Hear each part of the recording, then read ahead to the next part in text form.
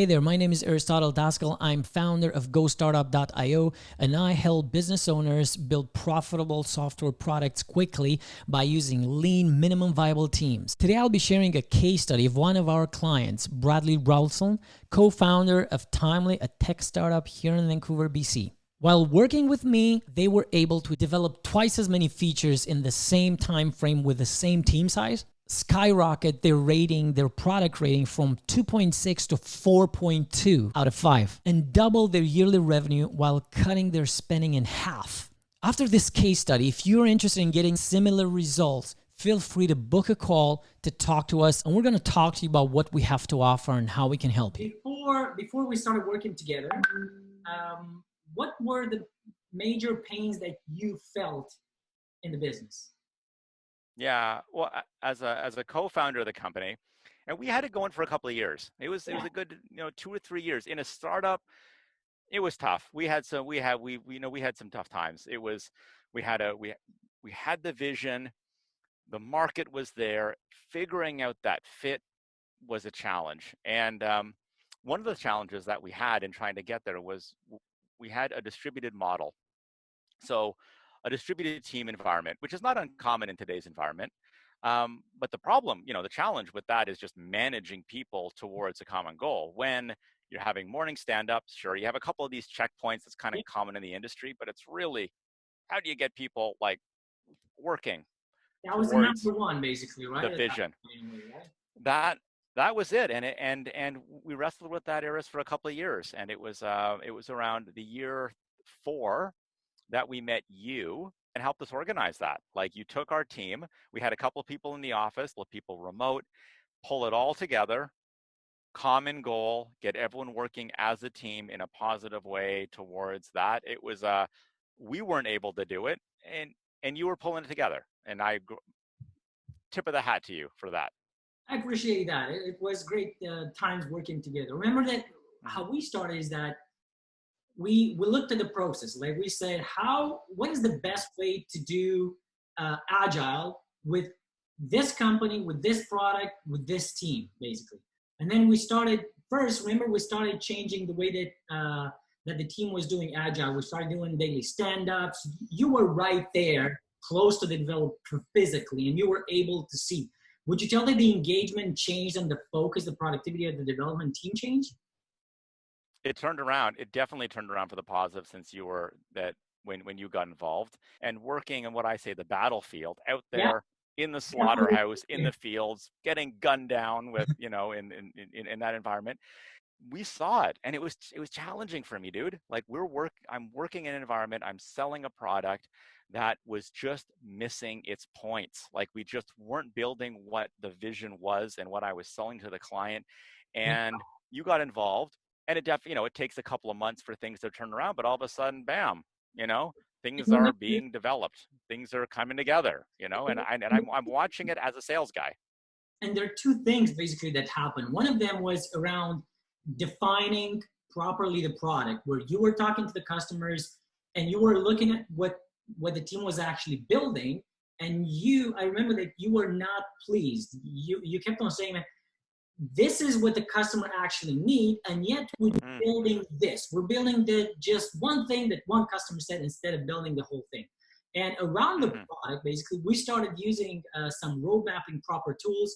We started doing lean hypothesis. Remember when I had that meeting with the board and everybody, and we started doing the roadmap.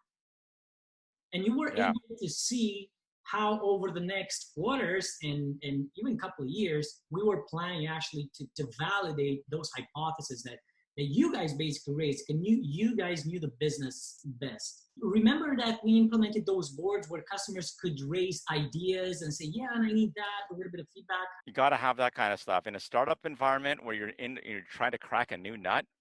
It's all about validation from the market, validation from what customers are saying and what customers are buying.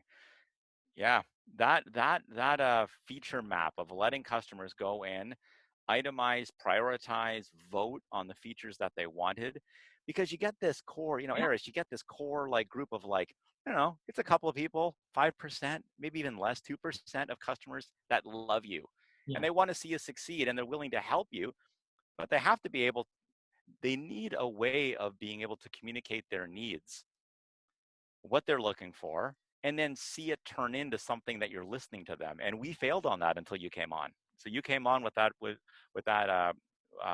Visibility, right? board design that they were able to go in, and not everyone's going to do it. You're only targeting a small percentage of your clients, the diehards, the ones that just want to see you do well, right? The early adopters, however we call them. And they Yeah. did that, and it was great. And but overall, kind of bigger than that was just the overall confidence that I got being able to see where the company was going, and I'm able to confidently tell people deliverables are coming on Oh, I remember. at a realistic time frame, and I things would remember when actually you get were built asking and me, not just, you were asking me, Eris, when is that going to happen? Where's that going to happen? And I was yeah, going, well, we have a roadmap now in place. Look at the roadmap, right? Like this is the roadmap. yeah, These are the reasons for it. This is why it's going to happen when it's going to happen. Now, yeah, remember, yeah, I remember that the reviews of the product were pretty low at a point, pretty bad review, and it was multiple reasons. One of them was around the product, that the quality wasn't really there. But another reason, very important though, was that kind of lack of communication between what the customers were expecting and mm, and that it wasn't really clear yeah, to them, hey, should we get this level of support? Remember when we started putting on the boards those kind of things? Hey, you're on this plan, this is the level of support that you're getting, this is exactly what you how fast we're going to respond, all those kind of things. And I don't know if you remember, but I do remember that the review of the product across the changes that that you guys implemented with the new agile and lean approach jumped from 2.6 to 4.2 or something like that. Now what I want to ask you is, what did you personally see in the quality of the product during that jump in the rating itself? there was so much going on, so much that it's to isolate it is difficult. Majorly, there was definitely just basic bug stuff across the board that just you're just swatting down and just getting your ability of focusing the development team on just hammering the big bugs, boom, boom, boom, systematically take them down. That was a big thing. Another thing was that customers just being heard. I think overall, kind of overall of it, it was confidence in that there was a company that was listening to the customers, hearing them, and you can't do this with words. You have to do it by showing them. You need to like show them that we're listening to you, we're hearing you. We Yeah, developed a process that is spinning out results. People started seeing that. It might, for sometimes it took a couple of weeks or a couple of months, but people start seeing it. Then all of a sudden it's like, I bought you or I downloaded you on a hope, on a promise of a vision. Things were rocky, but I'm seeing consistent results that you're working towards what's bringing me back to the original thing. And yeah, I'm going to hit a five. I'm going to go for a 5-star review now. So yeah. we started winning back the kind of the early adopters and the fans who were normally just kind of drifting away, and we're able to pull them. Yeah, it was a big thing for the company. Talking to the clients, asking them for reviews. Hey, if you like it, help us here. What do you want to see change? And they Yeah. saw that proactive approach. So You see that with a lot of developing firms. I mean, I see it with ours anyway, where developers, they can be great. I mean, I love our team. Sometimes they work in their own little vibe, their own little bubble, their own little mindset of this is what I think I need. And I've always worked not on the development, but always talking to people. And there was a disconnect before you got involved in the company, and you helped bring that together in a way of like, what do customers want? What are the developers building? Where's the gaps? How do we start making these channels? Because ultimately, you have to work for the customers. I mean, if you're not, you're just doing it as a hobby, right?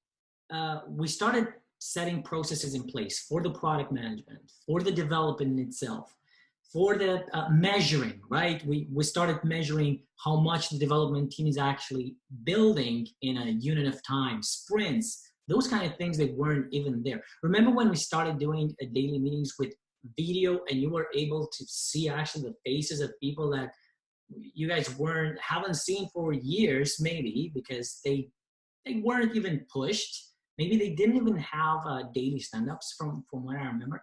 But I felt that that was definitely a big change Culture. in the Well, just the whole culture. attitude Yeah, of it all. And you're working yeah, with companies. I see it all the time talking to my pals, and they're companies that working for companies that said you can never work from home, Yeah. never work from home.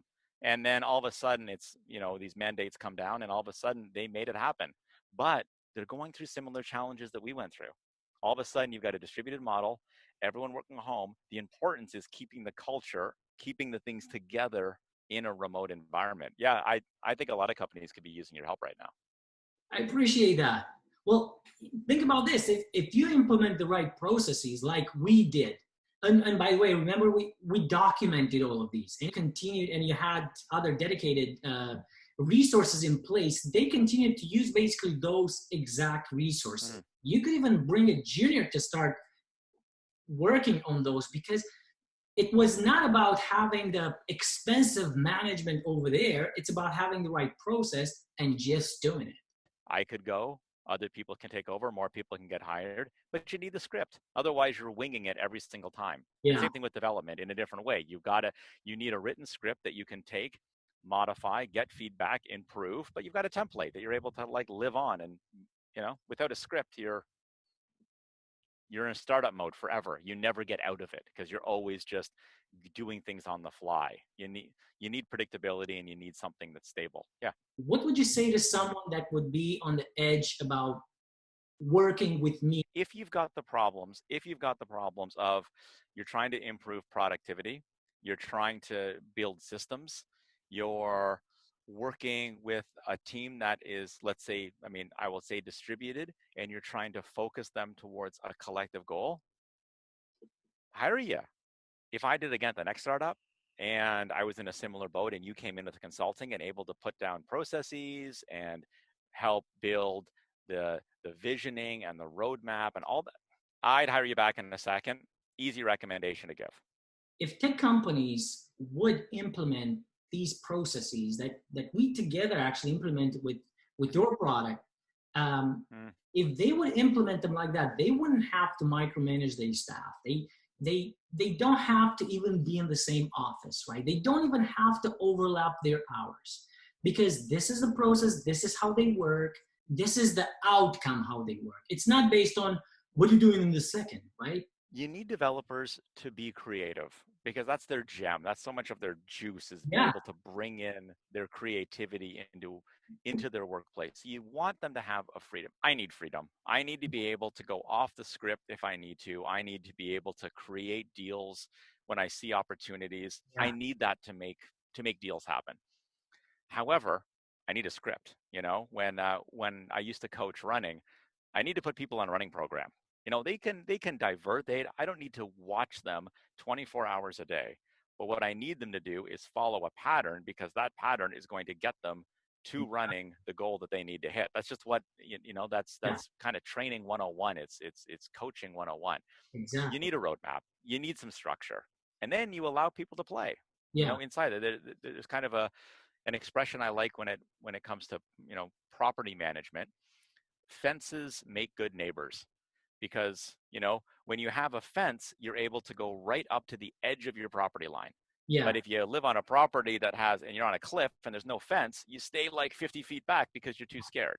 Yeah. So you're able to go closer to your edge. You're able to get more creative. You can do more when you've got some structure and some systems in place. It's not constraining. It's liberating, right? You've got freedom within those safe. It was great working with you. I was delighted as it went, and it was I know that we eventually went our separate ways. Hopefully one day we'll be able to converge back in some kind of zany, some kind of project that might come back on our way again. Yeah. I think it's exciting what you're doing, Aris. There's a lot of them out there that could use you. That extra little tint. Spend a little bit, get so much more out of it. I appreciate it. Thanks a lot. Take care. Hey, if you're out in Ontario, let me know, man. Catch you later. I will. Bye-bye. Bye. I hope you enjoyed this video. Aside from this case study, there are many other businesses, founders, and leaders that we've helped with their software businesses. Robert, CEO of Timely, Rena, engineering director, and others that needed help building software products with a smaller team and half the cost. Alex, Sanjay, and others that needed help managing a software development team without paying for expensive managers. Dylan from Collingwood School, Michael from Eminence Organics, and others that needed help scaling their product operations without begging for funding. Xenia, co-founder of Fritera, and Waldy, and others that needed help increasing the team performance while transitioning from office to remote work. If you're interested in seeing how we can help you make more money with your software product while spending way less on your staff, I've set aside 45-minute slots so you can talk to our team and see whether you can get similar results. Click the link included with this video or go to gostartup.io/call and book a time to speak to us. We'll take a good look at what you're doing right now, what's happening in your company. We'll find out together what's holding you back, and if it seems like we can help you solve the problem, we'll show you how that looks like. At that point, you can decide on your own if you want to be part of it or not. Our slots do fill up quickly because we have a limited team taking our daily calls, so book right now before the slots run out. We look forward to speaking with you.